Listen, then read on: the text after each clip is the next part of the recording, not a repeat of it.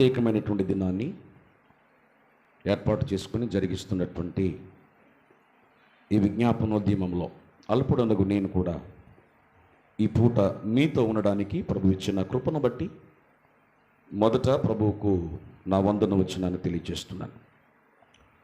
మరి ఈ పరిసర ప్రాంతాలకు ప్రాతినిధ్యం వహిస్తూ ఈ నెల ఈ పరిచర్య ఆగకుండా అనేక మంది దైవజనులను, పరిచారకులను, సేవకురాండ్రను దీనిలో పాలిభాగస్తుల్ని చేస్తూ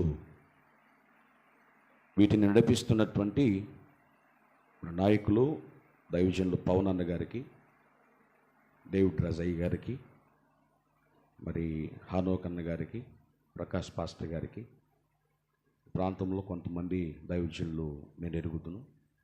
మరి మా ప్రాంతం నుంచి వస్తున్నటువంటి వివేక్ పాస్టర్ గారికి, వారి కుటుంబానికి నా ప్రేమ వందనాలు తెలియజేస్తున్నాను. మరి విశేషంగా ఈ పూట ఇట్టి విజ్ఞాపనోద్యమం వారి పరిచర్యలో ఏర్పాటు చేసుకుని అల్పుడు నాకు అవకాశాన్ని కల్పించి ప్రేమతో ఆహ్వానించిన దైవజనులు మహిమ కుమార్ గారికి, రూతమ్మ గారికి నా నిండు ప్రేమ వందనాలు తెలియజేస్తున్నాను. గనులైనటువంటి దైవజనులు మరి వేదిక సమీపంలో ఉన్నారు. వారికి ఈ పూట సమకూర్చబడి మోకాళ్ళ మీదకి వచ్చి ప్రార్థన చేసిన సేవకులకు, సేవకురాండ్రకు, పరిచారకులకు అందరికీ ప్రేమ వందనాలు. వందనాలండి చెప్పరా? మంచిది.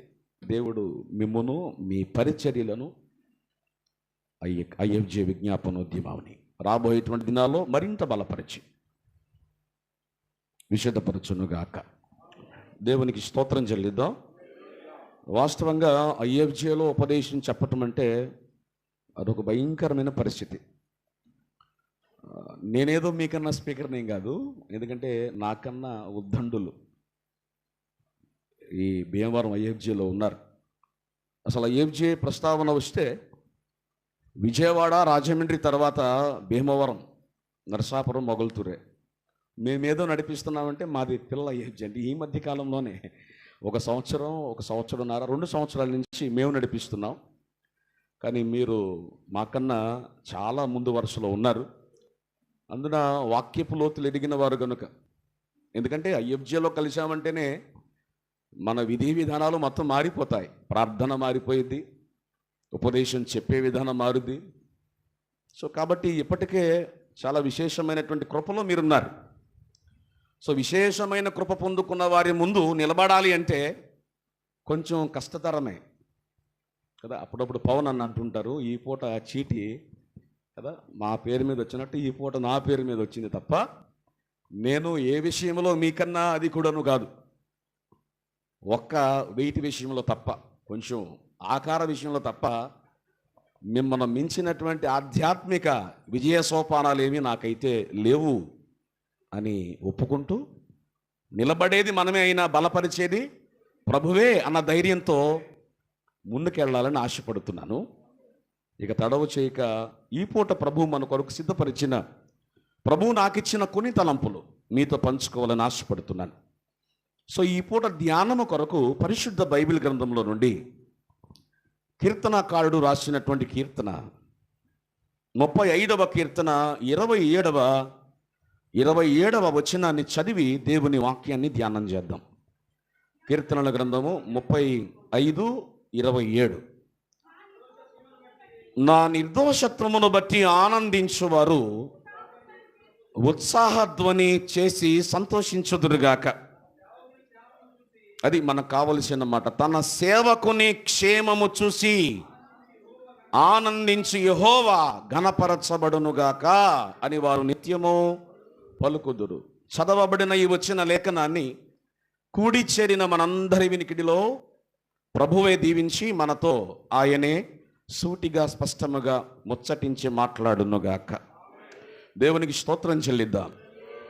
అభిషిక్తులైన దాసులు మీరందరికీ కూడా సుపరిచితమైన వచనం ఇది. ఆయా సందర్భాలలో, ఆయా స్థలాలలో, సంఘాలలో ఇప్పటికే మీరు ఉపదేశించే ఉండొచ్చు.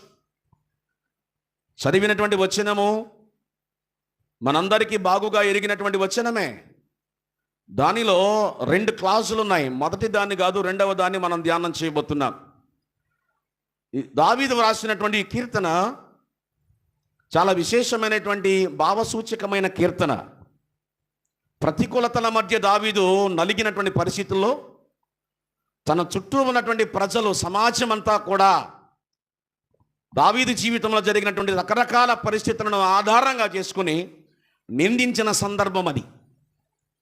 తన జీవితంలో దేవుని కొరకు యథార్థమైన ఒక భక్తి జీవితాన్ని కట్టుకొని భక్తి జీవితంలో శిఖరాగ్ర స్థాయికి చేరుకునేటువంటి ప్రయత్నంలో దావీదు ఉండగా, చుట్టూ ఉన్న వారి చేత మాటలు అనిపించుకున్నటువంటి సందర్భంలో తన నిర్దోషత్వాన్ని దేవుని సన్నిధిలో పెట్టి విజ్ఞాపన చేస్తూ ఉన్నాడు. అతడు చేస్తున్నటువంటి ఈ ప్రార్థన విజ్ఞాపనలో చాలా శ్రేష్టమైన మాట పలికాడు. ఏమంటున్నాడు అంటే, తన సేవకుని క్షేమమును చూసి ఆనందించు యెహోవా. ఆ వచనము ఈ పూట మనము గట్టిగా పట్టుకోవాలి. తన సేవకుని క్షేమమును చూసి ఆనందించు యెహోవా అన్నాడు.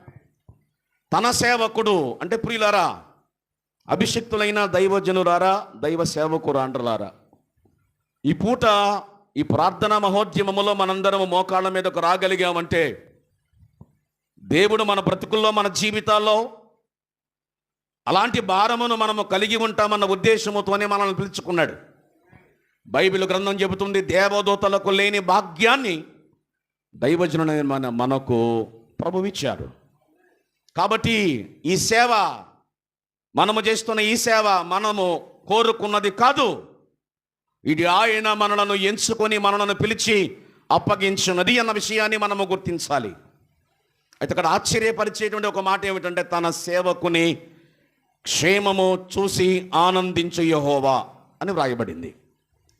సాధారణంగా క్షేమము అనే మాటకు వస్తే సురక్షితంగా ఉండటం, సంతోషంగా ఉండటం అనేటువంటి భావాలు వస్తాయి తెలుగు బైబిల్ గ్రంథంలో ఉన్నటువంటి పదోచ్చారణను బట్టి. కానీ ఒకసారి ఇంగ్లీష్ బైబిల్లో మనం చూసిన కాసింత హీబ్రూ లాంగ్వేజ్లోకి మనం వెళితే, క్షేమము అనే పదానికి హీబ్రూ బైబిల్లో ఉపయోగించిన పదము షలోమ్ అని వాడారు. షలోమ్ అనే మాటకి చాలా అర్థాలు వస్తాయి. సాధారణంగా మన తెలుగులో ఏదైనా ఒక పదాన్ని పట్టుకున్నామంటే, సాధారణంగా మనకున్నటువంటి క్షేమం అంటే మనం ఏమనుకుంటాం, సురక్షితంగా ఉండటం, ప్రమాదము లేకుండా ఉండటం, నష్టము లేకుండా ఉండటం, సంతోషంగా ఉండటం అనే భావన వస్తుంది. ఇంగ్లీష్ బైబిల్లో ప్రాస్పరిటీ అన్నాడు. హీబ్రూ లాంగ్వేజ్కి వెళ్ళేసరికి షలోమ్ అని వ్రాయబడింది. చాలా అర్థాలు ఉన్నాయి. ఒకటి క్షేమం అవ్వచ్చు, 2 సంపద అవ్వచ్చు, ఇంగ్లీష్లో ప్రాస్పరిటీ ఉంది కాబట్టి, 3 శ్రేయస్సు అవ్వచ్చు, 4 ఆర్థిక సంబంధమైన విజయము అవ్వచ్చు, 5 వృద్ధి లేక అభివృద్ధి అవ్వచ్చు. దేవునికి స్తోత్రం చెప్పండి. కానీ భక్తి జీవితంలో ఆధ్యాత్మికంగా మనం ఆలోచన చేస్తే, వివరణాత్మకంగా, విశ్లేషణాత్మకంగా క్షేమము అనే పదాన్ని మనం పట్టుకుంటే, వాస్తవానికి అక్కడ దావీదు ప్రస్తావించినటువంటి క్షేమము దేని గురించి అంటే సంపూర్ణత అనండి ఒకసారి. అది అంటే దేని గురించి మాట్లాడుతున్నాడు? తన సేవకుని సంపూర్ణతను చూచి ఆనందించు యెహోవా అన్నాడు. అంటే మనం అనుకున్నట్లుగా సాధారణ సాదా క్షేమము కాదు. అంటే మన జీవితంలో ఆయన ఏం చూడాలని ఆశపడుతున్నాడు అంటే సంపూర్ణత. ఇది చాలా ఖరీదైన పదం ఇది. ఎందుకనంటే మనము సంపూర్ణులము అని ఎంచి మనల్ని తీసుకురాలా. ఆయన మనలను ఎంపిక చేసినప్పుడు we are not at all qualified, మనకు అర్హత లేదు. But still then he picked up. ఆయన మనల్ని ఎంచుకున్నాడు. దేనికంటే ఆయన పిలుపులో, ఆయనకు సమీపముగా, ఆయనకు దగ్గరగా రాగలిగినటువంటి ఆ ఉన్నతమైనటువంటి కృపలో ఆయన ఊహించిన దానికన్నా సంపూర్ణులముగా మనమై ఆయన రాజ్యమును కట్టి ప్రభువుకు ప్రజలను అప్పగిస్తాము అనేటువంటి నమ్మికతో మనల్ని పిలుచుకున్నాడు. దేవునికి స్తోత్రం. అంటే ఇప్పుడు మన జీవితంలో ఆయన సంతోషించాలి అంటే మనము కొనుక్కున్న ఖరీదైన వైట్ డ్రెస్ను బట్టి కాదు, లేకపోతే ప్రభు కృపను బట్టి మనం పొందుకున్న కాస్ట్లీ వాహనాన్ని బట్టి కాదు, లేకపోతే ప్రభు మనకిచ్చినటువంటి సుందరమైన విశాలమైన మందిర ప్రాంగణాన్ని బట్టి కాదు. ఆ మందిరంలో సమకూర్చబడిన కాస్ట్లీ సౌండ్ సిస్టమ్ కాదు, లైవ్ ఎక్విప్మెంట్ కాదు, ఇన్స్ట్రుమెంట్స్ కాదు. ఆయన మనలో ఏం చూసి సంతోషిస్తాడు? These are all the things that he has granted. మనము కలిగి ఉన్నవన్నీ కూడా ఆయన మనకిచ్చాడు. ఎందుకో తెలుసా? వీటన్నిటి బట్టి ఆయన ముందు మనము సంపూర్ణముగా యోగ్యులముగా నిలబడాలి అన్న ఉద్దేశంతోనే ఆయన మనకి ఇవన్నీ సమకూర్చాడు. దేవునికి స్తోత్రం చెప్పండి. ఎందుకంటే కడవరి దినాల్లో ఉన్నాం. నా చిన్నతనంలో పరిచర్య విధానాలు వేరుగా ఉన్నాయి, మా చిన్నతనంలో భక్తి విధానాలు వేరుగా ఉన్నాయి. ఈ రోజున క్రైస్తవుల సంఖ్య విస్తరిస్తుంది, భక్తుల సంఖ్య పెరుగుతుంది, కానీ క్వాలిటీ మిస్ అవుతుంది. ప్రభువు కోరుకున్న పరిశుద్ధత మిస్ అవుతుంది. ప్రభువు ఆశించినటువంటి శ్రేష్టమైనటువంటి స్థిరమైన మారు మనసు మిస్ అవుతుంది. భక్తి ఎక్కడ చూసినా కూడా కల్తీ అయిపోయింది. తినే ఆహారమే కల్తీ అనుకున్నాం. ఆధ్యాత్మిక సంబంధమైన విషయంలో కూడా కల్తీ జరుగుతుంది. ఆ పరిస్థితి నుంచి మనము వేరై ఈ ప్రత్యేకమైనటువంటి విజ్ఞాపనోద్యమము అనే ఈ కొలిమిలో మనము సంపూర్ణ స్థితికి వస్తే మన క్రిందున్న ప్రజలు ఆ స్థితిలోనికి రాగలుగుతారు. ఇక్కడ వాస్తవానికి ప్రభువు మన మీద ఫోకస్ పెట్టింది ఎందుకంటే, మనం ఏదైతే మన కింద ఉన్నోళ్ళు అదవుతారు. మనము ప్రార్థనా పరులమైతే మనము కనిపించిన మంద ప్రార్థనా పరులు అవుతారు. మనము పరిశుద్ధత కిందకు వస్తే మన కింద ఉన్న ప్రజలు పరిశుద్ధులు అవుతారు. మనము శ్రేష్టమైన దర్శనాన్ని గురిగా పెట్టగలిగితే మన కింద ఉన్న కూడా అదే గురిని కలిగి ముందుకెళ్తారు. ఇక్కడ ఆయన ఫోకస్ పెట్టేది కేవలము సింగిల్గా ఎంపిక చేసిన మన మీద కాదు. కారణం ఏమిటంటే ఆయన మనకు ఒక మందను అప్పగిస్తున్నాడు. వాని సామర్థ్యాన్ని బట్టి, వాని పనితనాన్ని బట్టి ప్రజలను ఆయన మన కొరకు పంపిస్తున్నాడు. కారణం, పిలువబడింది మనమే, పిలుపులో ఉన్నది మనమే, పరిచయం నిలబెట్టింది మనమే.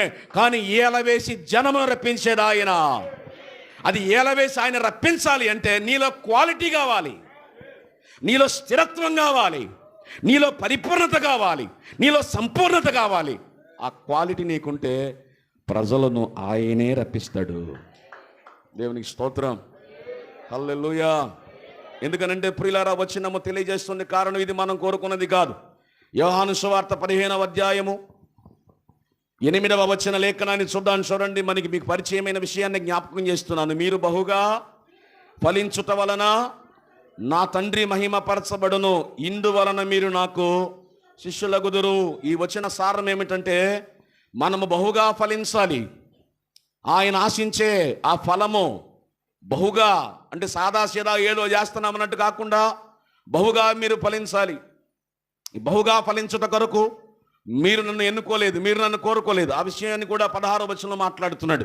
16వ వచనం, మీరు నన్ను ఏర్పరచుకొనలేదు, మీరు నా పేరట తండ్రిని ఏమి అడుగుదురు అది ఆయన మీకు అనుగ్రహించినట్లు మీరు వెళ్ళి ఫలించుటకు, మీ ఫలములు నిలిచిండుటకును నేను మిమ్మల్ని ఏర్పరచుకుని నియమించి తిని. అద్భుతమైనటువంటి బుర్ర పాడైపోయే విషయాలు ఈ వచనాలు ఉన్నాయి.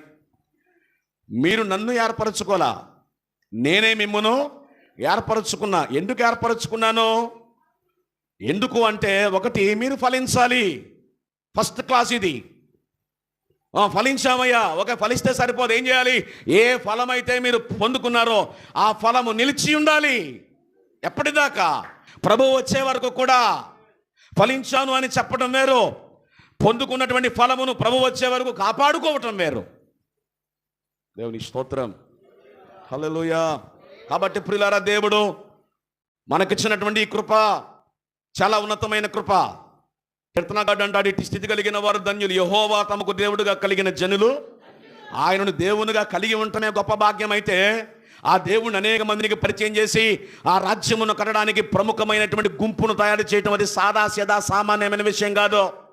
అంటే ఈ రోజున మన రేంజ్, మన స్థాయి, మన సామర్థ్యం అది చాలా దీనస్థితిలో ఉన్న, ఎన్నిక లేని స్థితి మాత్రం కాదు. దేవుడు మనలను అంచనాలతో దేవుడు మనల్ని ఏర్పాటు చేసుకున్నాడు అన్న విషయాన్ని మనం గుర్తించాలి. ఎందుకంటే కడవరి దినాల్లో ఉన్నాం. ఏం జరుగుద్ది కడవరి దినాల్లో అనంటే, ఒక కాలము రాబోతుంది. The time is coming. ఏం టైం అది? కొరింథీయులకు రాసినటువంటి మొదటి పత్రిక 3వ అధ్యాయము 13వ వచనములో వాక్యం ఈ విధముగా మాట్లాడుతుంది. 1 కొరింథీ 3:13, వాని పని కనబడును, ఆ దినమున దాని చేటపరచును, అది అగ్ని చేత బయలుపరచబడును. వాని పని ఎట్టిదో దానిని అగ్నియే పరీక్షించును. ఏ మహిమ కలిగిన పరిచర్యకు పిలువబడ్డామో ఆ పరిచర్యలో మనము కట్టేటువంటి ఆ దేవుని పనిలో కట్టే మందిరాలైనా, సమకూర్చబడిన ప్రజలైనా, విమోచించబడిన జనులైనా, వారిని మనం ఉపదేశంతో పెంచే క్రమమైనా, ఆ భక్తి జీవిత వైరాగ్యములో వారు పొందుకునే శిఖరాగ్రస్థాయి భక్తి అయినా, ప్రభు మనకిచ్చినటువంటి దర్శనంలో భాగంగా మనము సంపాదించినవన్నిటినీ కూడా ఆ దినమున అగ్ని పరీక్షించబోతుంది.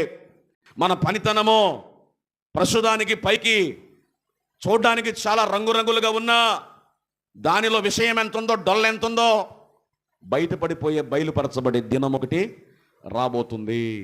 దట్ మీన్స్ ఈ రోజులో మనము we need to be very cautious. మనము చాలా జాగ్రత్తగా ఉండాలి, చాలా చురుగ్గా ఉండాలి, చాలా ఫోకస్డ్గా ఉండాలి. కారణం, మన సంపూర్ణతను బట్టే ప్రభువు మన కొరకు జనమును సిద్ధం చేయబోతున్నాడు.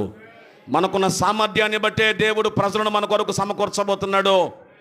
వాస్తవానికి మన బలహీనమే, చదువు లేని వాళ్ళమే, జ్ఞానము లేని వాళ్ళమే, తర్ఫీదు లేని పరిస్థితుల్లో కూడా ఉండొచ్చు. బట్ స్టిల్ దెన్ ప్రభు దగ్గరకు వచ్చేసరికి జనమును సంపాదించడానికి ఇవేవి కూడా ప్రాముఖ్యమైనటువంటి అర్హతలు కావు.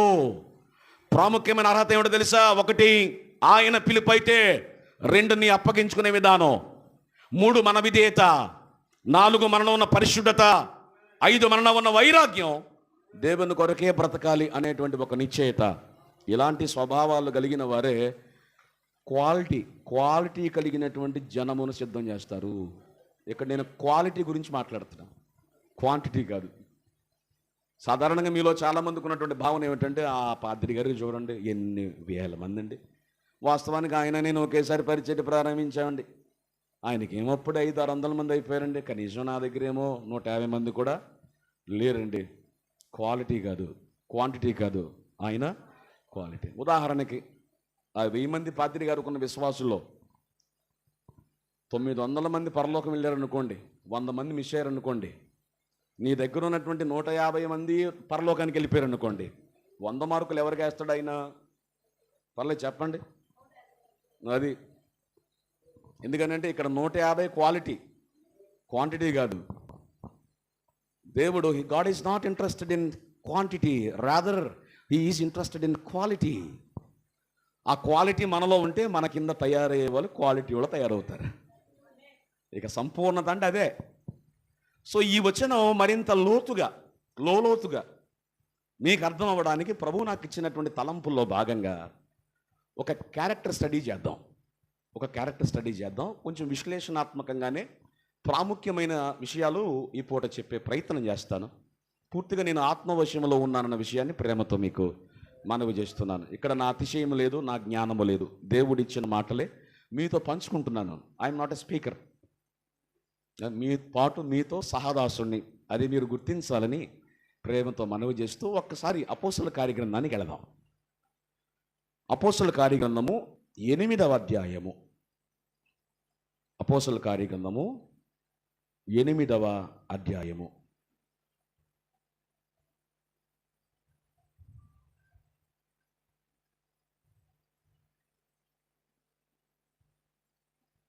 ఎనిమిదవ వచనము నుంచి చదువుకుందాం.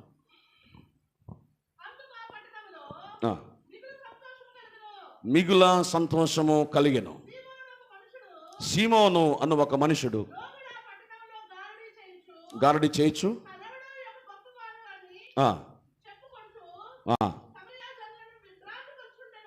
ఎస్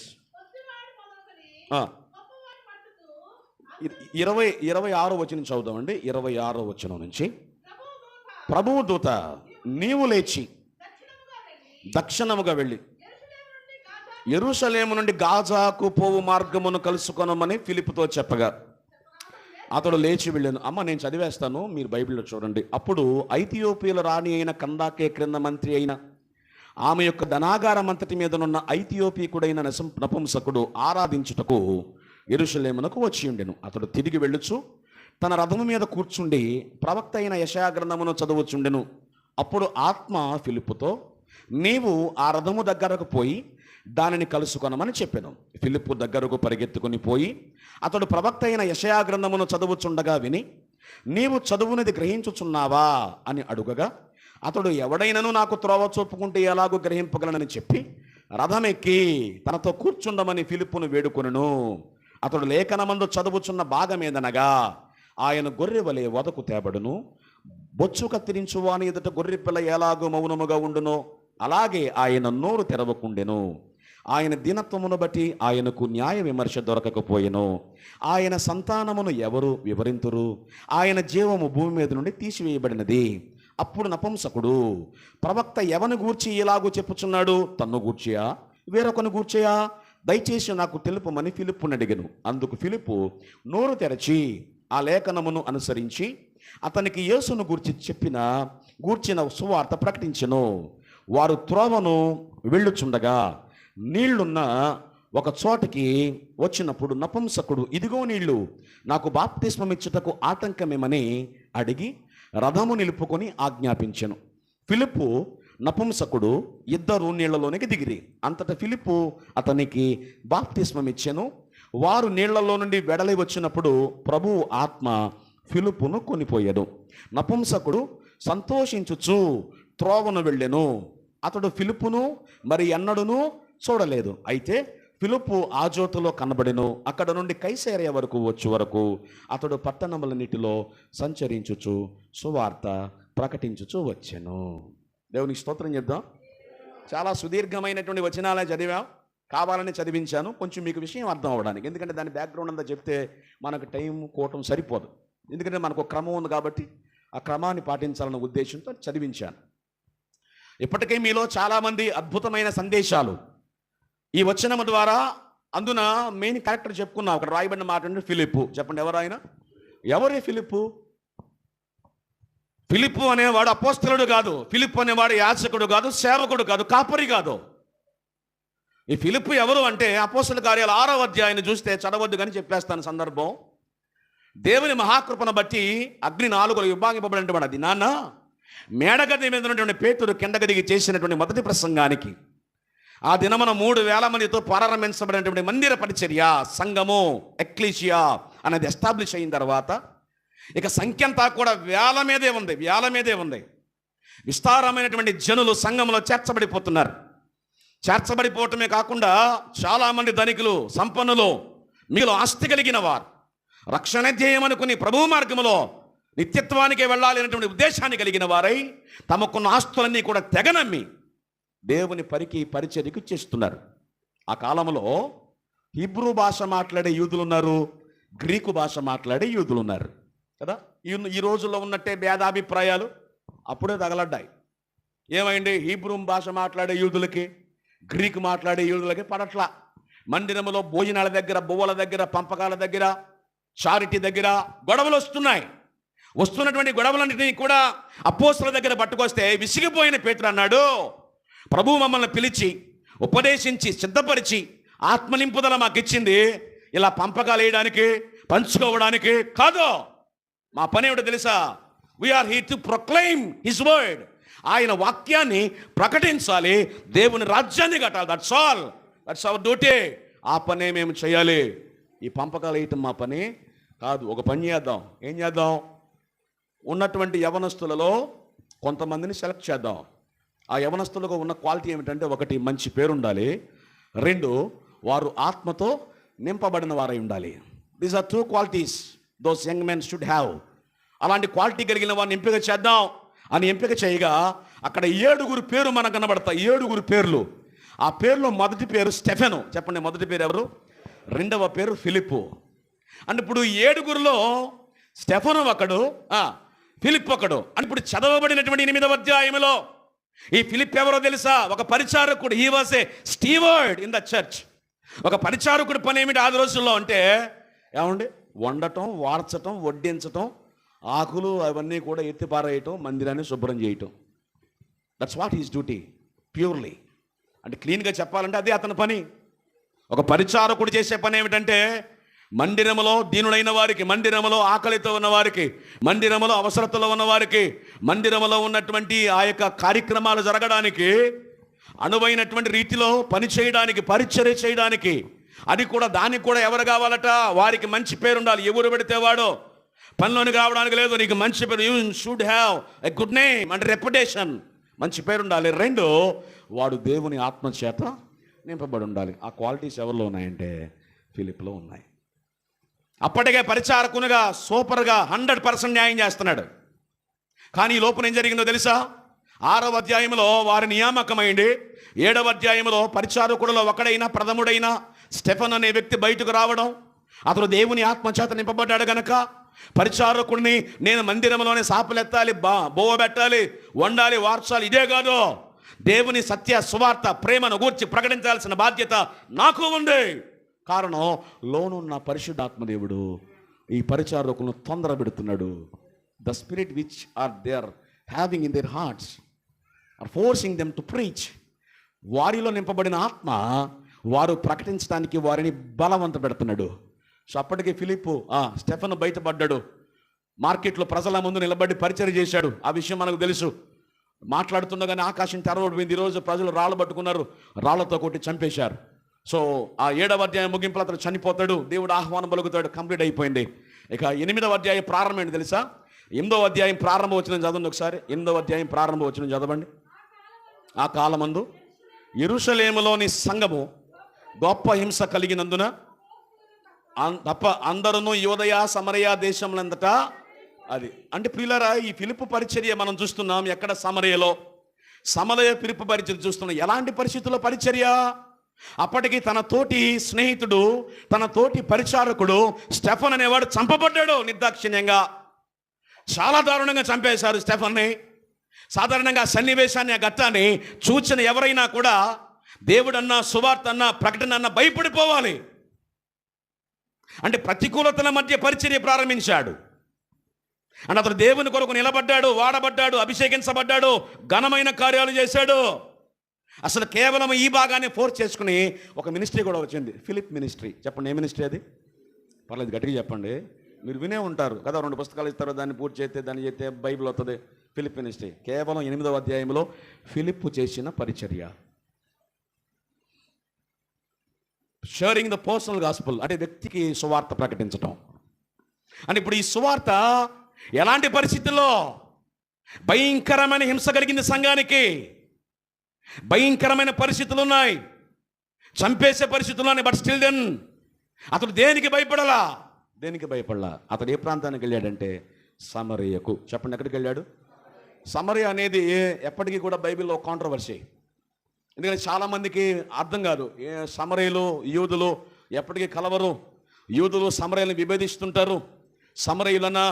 సమరయులు ఇచ్చే నీళ్ళన్నా కూడా యేసుప్రభు వారు సుకారు బావి దగ్గర మనకు తెలుసు కదా, ఆ మంటది ఏమని, మీరు యూదులు కదా, సమరయులు ఇచ్చే నీళ్లు మీరు అసలు ఎవరు? సమరయులు ఎవరు? చరిత్రలోనికి వెళితే అసలు సమరయులు ఎట్లా వచ్చారు, సమరయ అనే ప్రజలు ఎక్కడి నుంచి వచ్చారు అని అంటే వీళ్ళ గురించి బైబిల్లో చాలా క్లీన్గా ఉంది. ఒకసారి రాజుల 2వ గ్రంథము, అది మనకు అర్థమైతే మనం ముందుకెళ్ళొచ్చు. రాజుల 2వ గ్రంథము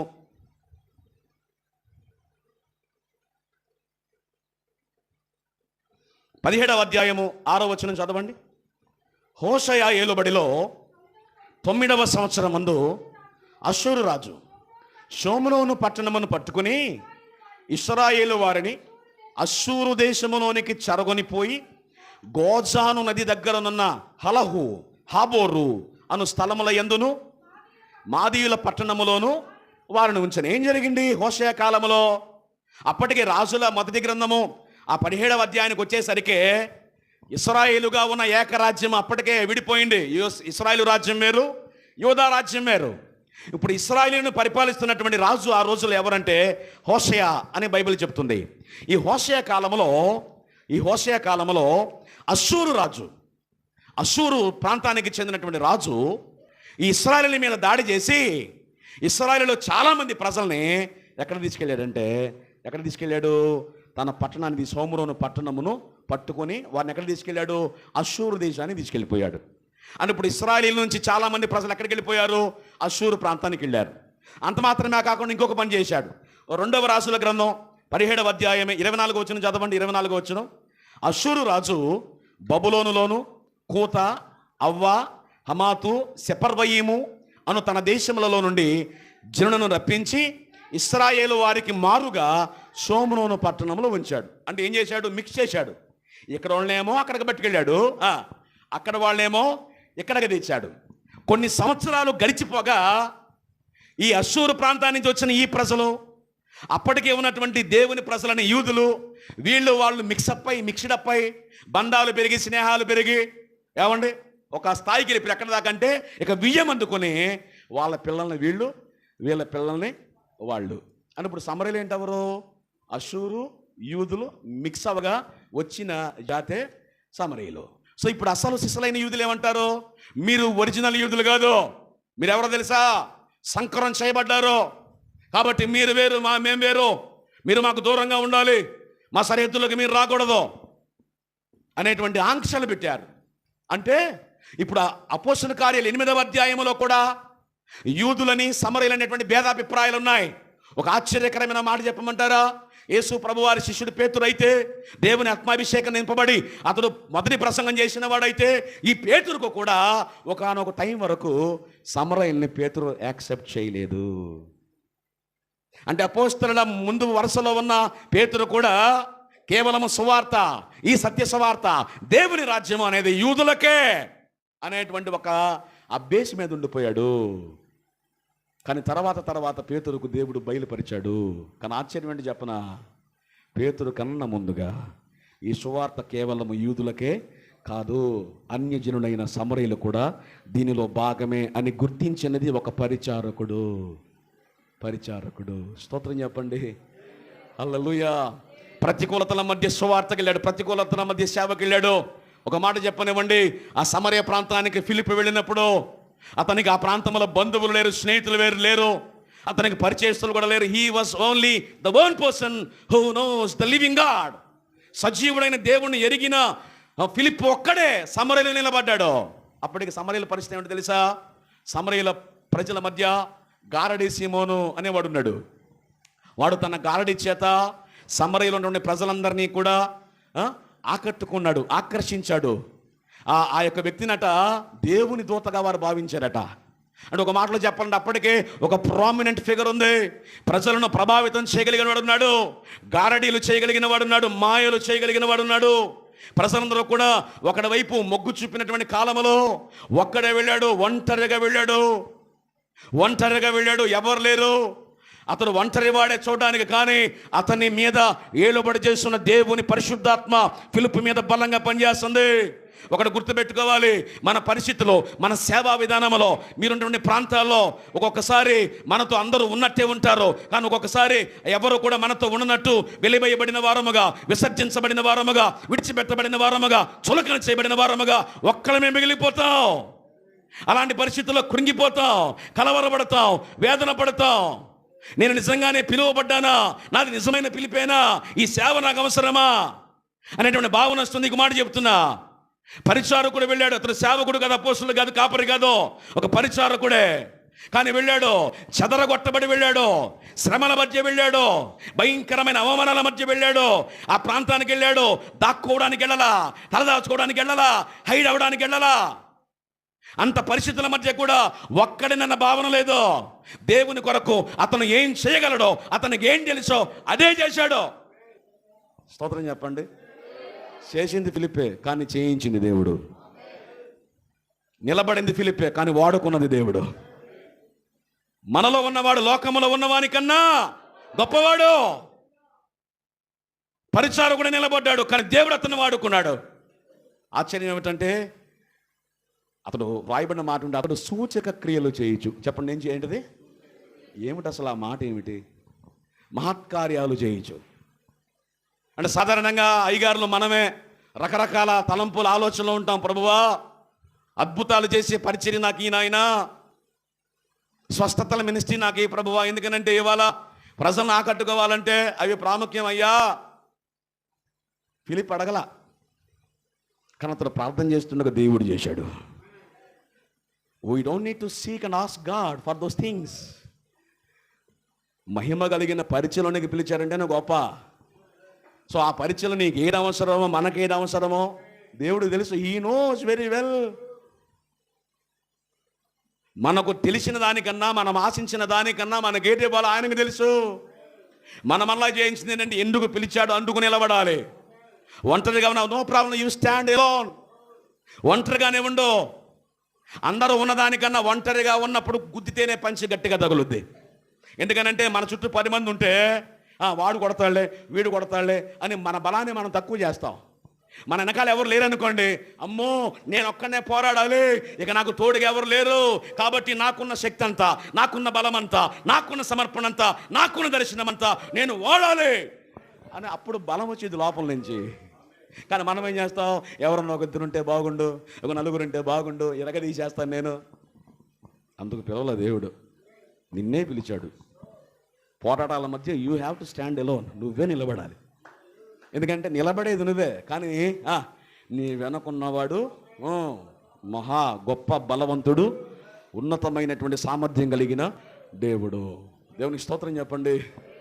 అయితే ప్రియులారా, అతడి పరిచర్య ఒక్కటిగానే ప్రారంభించాడు. ఆశ్చర్యం ఏంటి తెలుసా? నేను ముందుకెళ్తాను, నీకు చెప్పాల్సిన చాలా విషయాలు ఉన్నాయి. పరిచర్య సక్సెస్ఫుల్, సూపర్ సక్సెస్. ఎట్లా అంటే సూచక్రియలు, మహత్కార్యాలు, స్వస్థతలు. ఇంకే రేంజ్కి వచ్చేసారంటే ఫిలిప్పు తన వారి మధ్య ఉండినందుకు సమరయలోని ప్రజలు మిగుల సంతోషించిరి అని ఉంటుంది కదా. వాస్తవానికి గారడివాడి దగ్గర వాళ్ళకు దొరికే ఆనందం వేరు. అది ఆనందం కాదు, అది నేత్రానందం. అది కానీ ఫిలిప్పుని గురించి చెప్పిన మాట తెలుసు, మిగుల సంతోషం. అక్కడ హీబ్రూ భాషలో సంతోషం అన్నదానికి అక్కడ అర్థం ఏమిటో తెలుసా? The joy is coming from inside of their hearts. ఆ సంతోషము బయట కలిగిన సంతోషం కాదు. It's not the outward feeling, rather it's coming from their inside. వాళ్ళ లోతులో నుంచి వస్తున్న భావన. నిజమైన సంతోషం లోపల నుంచి రావాలి. బయట నుంచి వచ్చే సంతోషం ఒక గంటకు పోద్ది, ఆట అయిపోతే పోద్ది, ఆ పాట అయిపోతే పోద్ది, ఆ కూటమి అయిపోద్ది. కానీ లోపల నుంచి వచ్చే సంతోషం ఏదైతే ఉందో అది ఎప్పటికీ నిలిచిపోద్ది. అంటే ఇప్పుడు అక్కడ ఇద్దరు వ్యక్తులు కనబడుతున్నారు. ఒకడు గారడివాడు, రెండో వ్యక్తి ఫిలిప్పు పరిచారకుడు. కానీ వీడి పరిచర్య ద్వారా బయట నుంచి సంతోషం వచ్చింది వారికి, కానీ ఫిలిప్పు పరిచర్య ద్వారా లోపల నుంచి సంతోషం వచ్చింది. ఒక వ్యక్తి లోపల నుంచి ఎప్పుడు సంతోషిస్తాడో తెలుసా? ఒక వ్యక్తికి లోపల నుంచి ఎప్పుడు సంతోషం వచ్చింది? వాడి హృదయంలో ఉన్న శూన్యం దేవుని మహిమ చేత నింపబడితే, వాడి హృదయంలో ఉన్న పాపం బద్దలై బయటకు వచ్చేస్తే, లోపల ఉన్న కల్మషం అంతా ఆవిరైపోతే అప్పుడు వచ్చింది నిజమైన సంతోషం లోపల నుంచి. ఫిలిప్పు పరిచర్యను బట్టి ఆ ప్రజలకి ఆ సంతోషం కలిగింది. దేవునికి స్తోత్రం, హల్లెలూయా. పరిచర్య ఇంకా శిఖరాగ్రానికి వెళ్ళిపోయింది. అంతా ఏ స్థాయికి వెళ్ళిందంటే ఈ గారడీవాడు కూడా ఎవరి దగ్గరికి వచ్చాడు? ఫిలిప్పు దగ్గరికి వచ్చేసాడు. కారణం ఏంటంటే వాడి దగ్గర జిమ్మిక్స్, మ్యాజిక్స్ ఉండొచ్చు. ఫిలిప్పులో ఉన్నది పరిశుద్ధాత్మ దేవుడు. మనలో ఉన్నవాడు గొప్పవాడు. నీ పిలుపు గొప్పదే, నీ ఏర్పాటు గొప్పదే. దేవుడు ఫిలిప్పును వాడుకున్నాడు. సమరయ పట్టణం అంతా పట్టేశాడు, ఎవ్వరు మిగల. పూర్తిగా ఇప్పుడు సమరయ పట్టణం అంతా కూడా సత్య దేవుని సువార్తలోనికి వచ్చేశారు. దేవునికి స్తోత్రం. ఇది జరుగుతుండగా ఒక రోజున దేవుని ఆత్మ ఫిలిప్పు దగ్గరికి వచ్చి, నాయన లేచి బయలుదేరు అని మాట్లాడాడు. ఎక్కడికయ్యా? నీవు బయలుదేరి అరణ్య మార్గమున ఒక వ్యక్తిని కలుసుకోవాలి. ఎవరండి ఆ వ్యక్తి? అతడు ఇథియోపియా దేశానికి చెందిన రాణి కందాకే క్రింద కోశాధికారి, ఆర్థిక శాఖ మంత్రి. నేనేం చేయాలయ్యా? నువ్వు వెళ్ళి అతను కలుసుకో. ఎందుకని? అతడు ఆ దేశము నుంచి యెరూషలేముకు వచ్చాడు పండగ ఆచరించటానికి. వచ్చినవాడు వెళ్ళేటప్పుడు అక్కడ అమ్ముతున్నటువంటి పుస్తకపు చుట్టలలో యెషయా గ్రంథములో 53వ అధ్యాయం ఉన్నటువంటి గ్రంథ చుట్టను కొన్నాడు. అతడు దాన్ని చదువుతున్నాడు, కానీ అతనికి ఏమీ అర్థం కావట్లా. So you need to go and meet him. అంటే ఇప్పుడు ఎక్కడి నుంచి? సమరయ నుంచి అరణ్యములోనికి. అనండి ఒకసారి. అరణ్యము. ఎవరిని కలుసుకోవడానికి? ఒక్కడిని కలుసుకోవడానికి. ఇక్కడేమో వేల మంది ఉన్నారు, ఇక్కడేమో వేల మంది ఉన్నారు. ఇప్పుడు దేవుడు ఈ వేల మందిని విడిచిపెట్టి ఎక్కడికి వెళ్ళమంటున్నాడు? ఒక్కడి కోసం వెళ్ళమంటున్నాడు. ఫిలిప్పు వెళ్ళాడు. అది కూడా పరుగున వెళ్ళాడు. ఆ రోజుల్లో మనలాగా స్కూటర్లు, మోటార్ సైకిళ్ళు, కార్లు లేవు. పరుగెడుతున్నాడు పరుగెడుతున్నాడు పరుగెడుతున్నాడు. ఎట్లా పరిగెత్తాలి? పోయి అతని రథమును కలుసుకోనమని చెప్పాడు దేవుడు. చెప్పండి, ఏం కలుసుకోమన్నాడు? రథమును కలుసుకోవడం అంటే ఏంటి అపారం? ఇక్కడ రథాన్ని కలుసుకోవాలంటే ఏం చేయాలి? ఇంచుమించు రథము గుర్రం పరిగెత్తే స్పీడ్తో. ఈ రోజున మనం సుఖపడుతున్నాం కదా. వాస్తవంగా చాలామంది కూడికలోనికి పోవచ్చు, దూరం అని ఎగ్గొట్టేసిన వాళ్ళు చాలామంది ఉన్నారు. ఏమిటి? ప్రయాణ సాధనాలు ప్రభవించిన, వెసులుబాటు మనకు ప్రభవించిన, మనకున్నటువంటి సాకులు మనకున్నాయి. కానీ ఆ రోజుల్లో లోపల ఉన్న ఆత్మ అతన్ని ఫోర్స్ చేస్తుంది. Is being forced by the spirit that is there in his heart. So ఇక పరిగెడుతున్నాడు పరిగెడుతున్నాడు పరిగెడుతున్నాడు. మొత్తం మీద వెళ్ళి రథాన్ని కలుసుకున్నాడు. రథాన్ని ఆపాడు, అడిగాడు, ఏం చదువుతున్నావు? చదువుతున్నా. అర్థమవుతుందా? ఎవరైనా నాకు త్రోవ చూపకపోతే నాకు అర్థం కాదు. అయితే నేను ఎక్కుతాను. ఎక్కువ.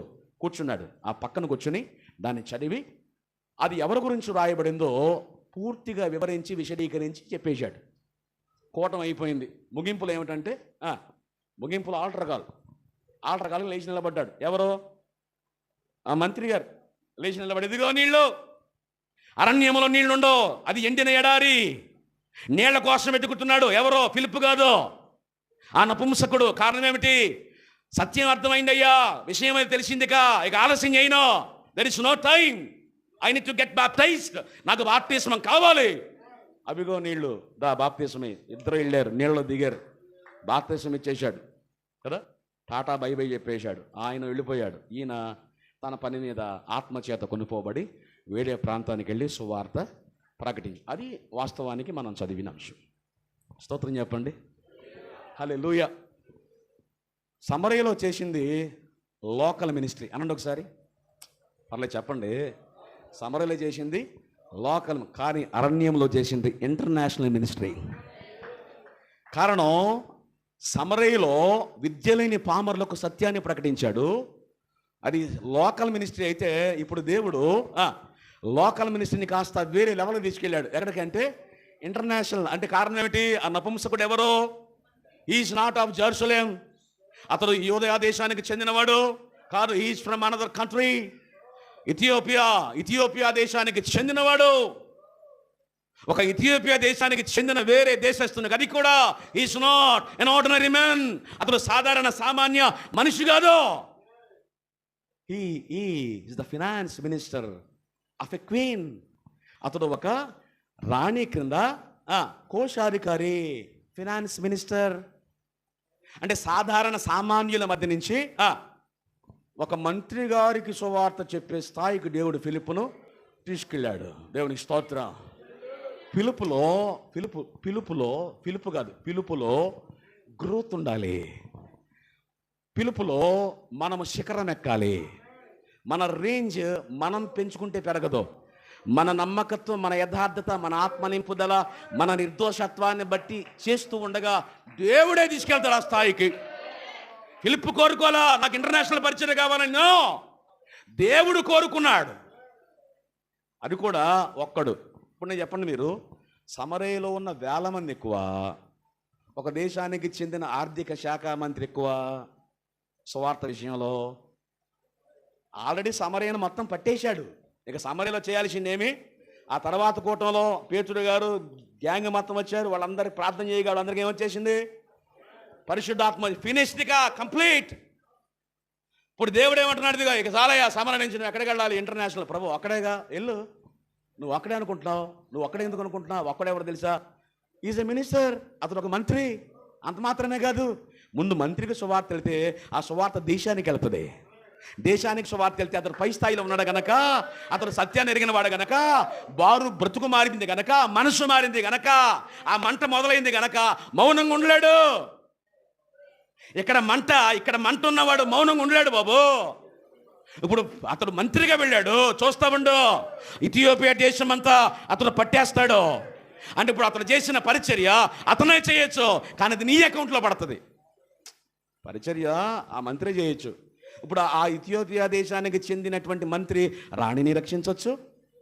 అతని నుండి భారాన్ని బట్టి అతనికి ఉన్నటువంటి ఆ మంత్రివర్గంలో ఉన్న ప్రతి ఒక్కరిని పట్టుకోవచ్చు. వాళ్ళందరూ ఆ ప్రాంతంలో, ఆ దేశం అంతటిని ప్రభావితం చేయొచ్చు. పరిచర్య వాళ్ళదే, ఫలం నీది నానా. పరిచర్య వాళ్ళదే. కష్టం వాళ్ళదే, కానీ ఫలం అనేది కారణం ఏంటి తెలుసా? అసలు ఆ బీజాన్ని వేసింది నువ్వు కదా. స్తోత్రం చెప్పండి. అంటే ఇక్కడే బాంబు పేలిందంటే ఇది ఆటం బాంబు. అక్కడైనా ఎక్కడైనా పేలగలిగిందంటే ఒకటి దేవుడు, రెండు ఆ దేవునికి ఉన్న భారం ఫిలిప్పులో ఉంది కనుక దేవుడు పేరు. స్తోత్రం చెప్పండి. ఇప్పుడు లోకల్ మినిస్ట్రీ నుంచి ఇంటర్నేషనల్ స్థాయికి పరిచర్య ఎట్లా వెళ్ళిందంటే ఫిలిప్పులో 5 లక్షణాలు ఉన్నాయి. చెప్పండి ఎన్ని? అది వాస్తవంగా వివరిస్తే ఇంకొక గంటన్నర సందేశం ఉంది. సో నేను అది ఆజ్ఞాతిక్రమం కదా, అతిక్రమమే కదా. సో నేను ఆ పని చేయాలనుకోవట్లా, కానీ 5 ఏంటో చెప్పేస్తాను. మీరు రాసుకుని చదువుకుని ధ్యానం చేసి అద్భుతమైన రీతిలో మీ సంఘంలో వాడుకోవచ్చిన విషయాన్ని ప్రేమతో మనవి చేస్తున్నాను. నెంబర్ 1 చూసినట్లయితే మొదటి విషయం ఏమిటంటే అతడు ప్రభువుతో సన్నిహిత సహవాసంలో ఉన్నాడు. అతడు ప్రభువుతో సన్నిహిత సహవాసంలో ఉన్నాడు.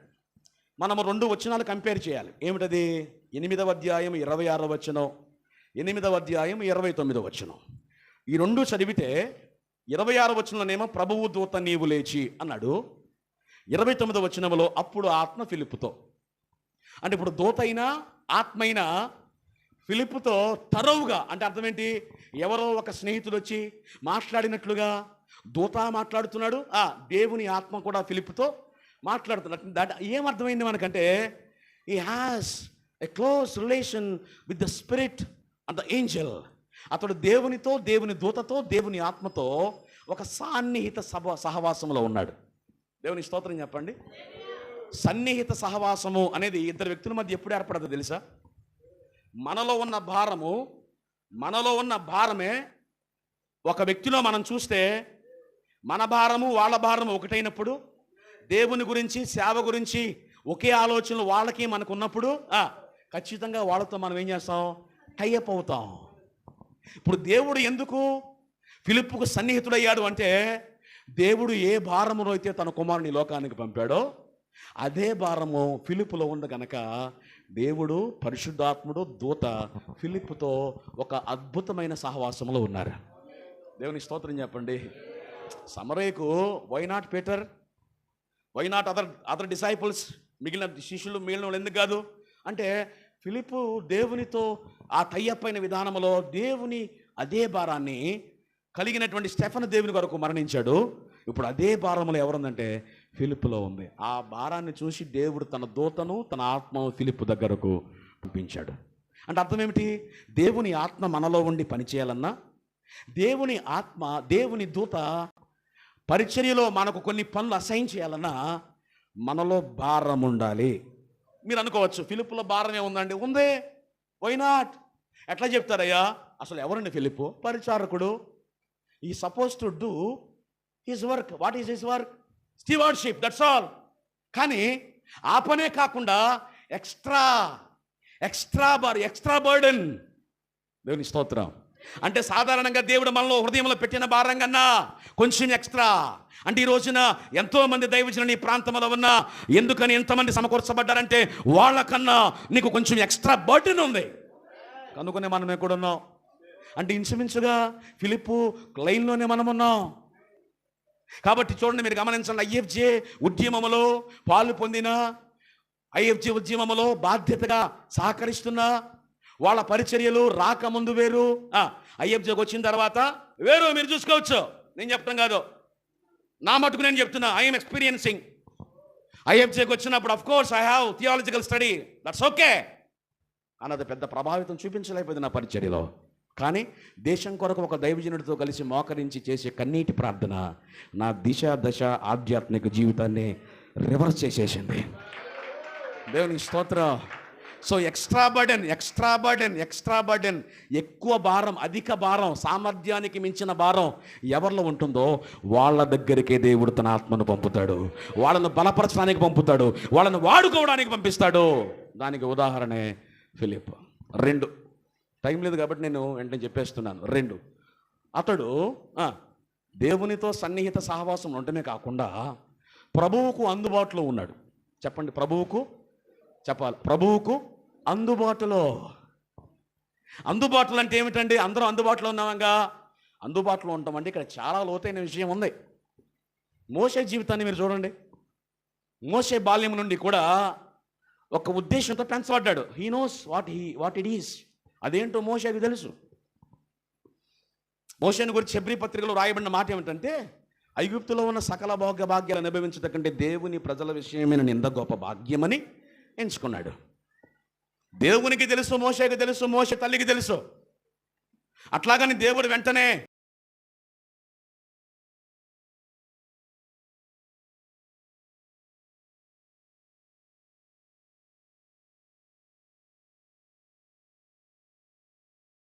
మారిపోతుంది. ఈ దర్శనానికి కాస్త డాలర్స్ తోడే నేనుకోండి, డాలర్స్ ఇక అది కొలాప్స్. అదిగా స్తోత్రం చెప్పండి. అంటే లాభ నష్టాలు బేరేజీ వేసుకోవాలా. అతడు లాభం నష్టం చూసేది తన ప్రయోజనం కోసం కాదు, దేవుని రాజ్య ప్రయోజనం కోసం. కాబట్టి లోబడ్డాడు. కనుక్కునే దేవుడు అతను వాడుకున్నాడు. 4 అతడు ఇతరుల్ని ప్రభువు కొరకు సంపాదించడానికి మాత్రమే పనిచేశాడు. He has no other agenda. అతనికి వేరే ఉద్దేశాలేమీ లేవు. సమరయలో అయినా దేవుని కొరకే పరిచర్య చేశాడు, ప్రజలను సంపాదించాడు. అరణ్యంలోనికి పరిగెత్తినా, ఆ మంత్రి గారికి సువార్త చేసినా దేవుని ప్రయోజనమే. అదే వాస్తవంగా ఈ రోజున ఉన్న సేవకులు అయితే ఏం చేస్తారో, మంత్రి గారికి సువార్త చెప్పే అవకాశం వస్తే కూటం అంతా అయిపోయిన తర్వాత మరి మీ ఫోన్ నెంబర్ ఇస్తారా మాకు, మరి మీరేమో మంత్రి కదా, మరి రక్షణ పొందావు, మరి నెల నెల దశంభాగాలు గట్ట, మరి వ్యవహారం చాలా ఉంటుంది, మరి ఏంటి ఎట్లా మిమ్మల్ని కాంటాక్ట్ చేయటం. కానీ ఆశ్చర్యం ఏమిటంటే స్వప్రయోజనం కోసం చూడాలి. అతని పని ఏమిటి, ప్రయత్నం ఏమిటి, దేవుని కొరకే ప్రయాసపడ్డాడు. దేవునికి స్తోత్రం చెప్పండి. అతనికి వేరే ఉద్దేశం, వేరే ఆలోచన లేవు. ఇక ఆఖరి పాయింట్ ఏమిటంటే అతడు ఆత్మపూర్ణుడు. చెప్పండి, అతడు ఆత్మపూర్ణుడు కదా. దేవుని ఆత్మ ఫిలిప్పును కొనిపోయి అంటే అర్థం ఏంటి? ఒక్కొక్కసారి అతడు నడవాల్సిన పని లేకుండానే ఆత్మవశములోకి వెళ్ళిపోగా ఆత్మ అతన్ని ఎక్కడికి కావాలంటే అక్కడికి తీసుకెళ్ళిపోయాడు. హౌ, ఎట్లా పాసిబుల్? ఆత్మ ఒక వ్యక్తిని కమ్ముకొని తీసుకెళ్ళాలి అంటే, ఆత్మ అతన్ని ఆవహించాలి అంటే, ఆత్మలో ఉన్న వైబ్స్, ఆత్మలో ఉన్న క్వాలిటీస్, పరిశుద్ధాత్మకు ఉన్నటువంటి లక్షణాలు ఆ వ్యక్తిలో ఉంటేనే ఆ వ్యక్తిని దేవుడు తనకు అనుకూలంగా వాడుకుంటాడు. స్తోత్రం చెప్పండి. సాధారణంగా కారో బండి ఎక్కుతాం. మన ప్రయాణం ఎంత దూరం వెళ్ళాలన్నా నేనేమంటానంటే ఎక్సలేటర్ కాదు ప్రాముఖ్యం, handle is important, steering is important కదా. ఎక్సలేటర్ కన్నా ఏది ప్రాముఖ్యం? మాట్లాడరేంటి? బైక్ అయితే హ్యాండిల్, కారు అయితే ఎందుకని ఒకసారి అది బీసిపోయింది అనుకోండి, 2 ఎక్సలేటర్ గట్టిగా అయితే ముక్కలైపోతాం. అంటే ఆ హ్యాండిల్ మనకు అనువుగా ఉంటే ఎంత దూరం అయినా మనం అంటే ఇప్పుడు దేవుని ఆత్మ పూర్ణతలోనికి మనం రాగలిగితేనే దేవుడు వాడుకుంటాడు. దేవుని స్తోత్రం. మరి ఇక ఒక వ్యక్తి దేవుని ఆత్మను పొందుకున్నాడు అని చెప్పాలంటే ఏమున్నాయి లక్షణాలంటే మళ్ళీ ఇంత భారం లిస్టు చాలా విషయాలు ఉన్నాయి. ఒక్కొక్క మాటలో ఒక్కొక్క సింపుల్గా చెప్పేసే ప్రయత్నం చేస్తే 7 విషయాలు అనుకోండి. నెంబర్ 1, అతడు ఆత్మస్వరాన్ని వినాలి. అంటే దేవుడు ఏం మాట్లాడుతున్నాడో ఆత్మపూర్ణుడు వింటాడు. నెంబర్ 2, వెంటనే విధేయత చూపుతాడు, ఆలస్యం చేయడు. నెంబర్ 3, దేవుని పని కోసమే మనసును కేంద్రీకరిస్తాడు. నెంబర్ 4, సమాజాన్ని మించి అంటే అర్థం ఏంటి, సమాజంలో తనకేంటి లాభం అనే దానికన్నా తన పరిచర్య ద్వారా సమాజానికి ఏంటి లాభం అనేటువంటి భావన కలిగి ఉంటాడు. ఎవరు? ఆత్మపూర్ణుడు. 5, తన ఆనందం కన్నా ఇతరుల ఆనందమే ముఖ్యం అనే భావనతో ఉంటాడు. 6, స్వార్థం లేకుండా పరిచర్య చేస్తాడు. 7, నిరంతరంగా ఆత్మ నడిపింపుకు అప్పగించుకుంటాడు. ఇది ఆత్మపూర్ణలో ఉండాల్సిన లక్షణాలు. వీటిని వివరిస్తే చాలా టైం పడుతుంది, మీరు దాన్ని మీరు చేసుకోవచ్చు. సో ఈ 5 క్వాలిటీస్ ఒక పరిచారకుల్లో ఉన్నాయి కనుకనే అతడు సమరయలో సక్సెస్ఫుల్, అరణ్యములో సక్సెస్ఫుల్. ఇప్పుడు మన మూల వచనం ఏమిటి? తన సేవకుని క్షేమమును చూసి ఆనందించు యెహోవా. ఇప్పుడు చెప్పండి, ఫిలిప్పు బ్రతుకును పరిచర్యను చూసి దేవుడు అతడు సంపూర్ణుడు అని ముద్రేసే ఉంటాడు, అతన్ని బట్టి సంతోషించే ఉంటాడు. ఎట్లా చెప్తావయ్యా? ప్రూఫ్ ఏమైనా ఉందా? అద్భుతంగా ఉంది. అపోస్తల కార్యాలు 21వ అధ్యాయము 8, 9. అపోస్తల కార్యాలు 21, 8, 9. మరునాడు మేము బయలుదేరి కైసరకు వచ్చి 7 నొకడును సువార్తికుడునైన ఫిలిప్పు ఇంట ప్రవేశించి అతని యొద్ద ఉంటిమి. అది కన్యకలుగా ఉన్న 4 కుమార్తెలు అతనుకుండిరి, వారు ప్రవచించువారు. ఇక దానికన్నా ప్రూఫ్ ఏం కావాలి అంటే ఆ ఆత్మ ప్రభావము, ఆ పరిశుద్ధత. హలో ఫిలిప్పుతో బ్రేక్ అవ్వలా. You see the generation is coming back.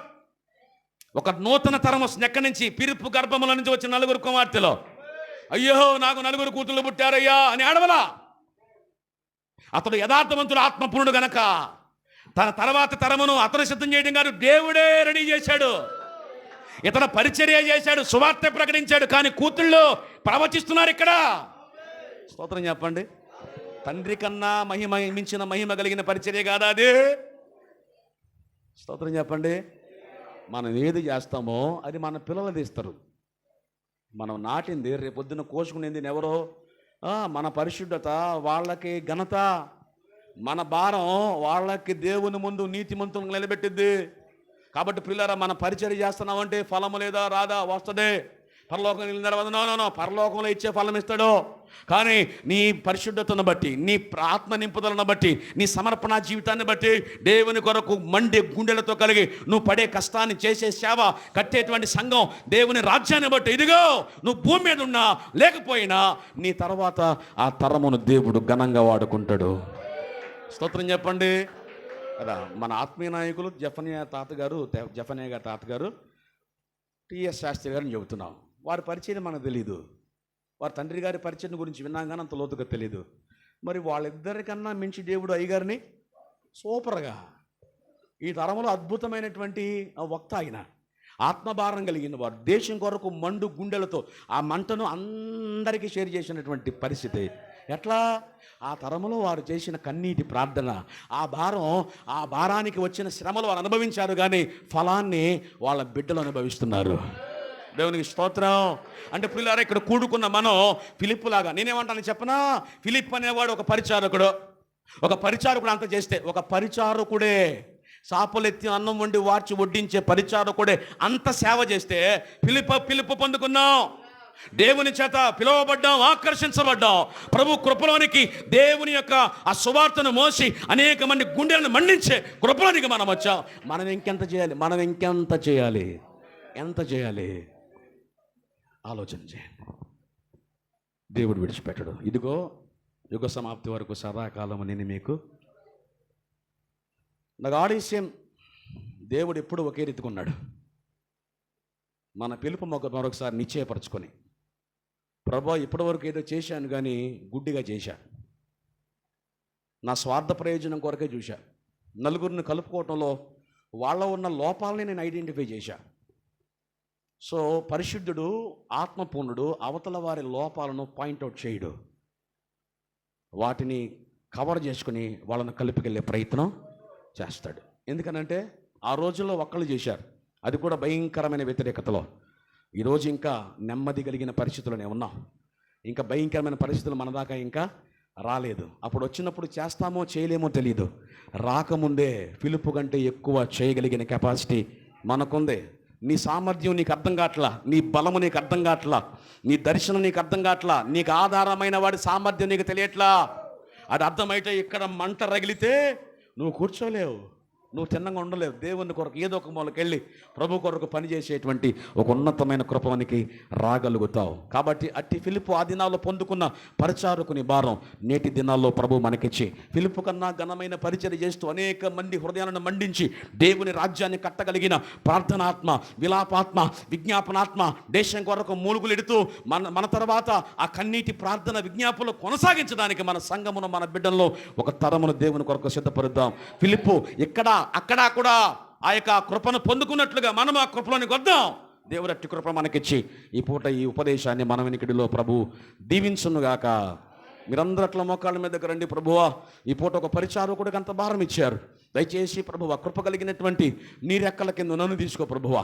ఇదిగో నాయన, పరిచారకుడు ఎంత చేస్తే ఒక పరిచారకుడు అంత చేస్తే, నాయన ఇదిగో నీ పిలుపు నాయనా, నీ దర్శనమయ్యా, నీ భారమయ్యా, దేవా కలిగి ఉన్న వ్యక్తిని ప్రభువా, ఎప్పటికీ నా ద్వారా మీరు జరిగిస్తున్న పరిచయం నీకు వందనాలు.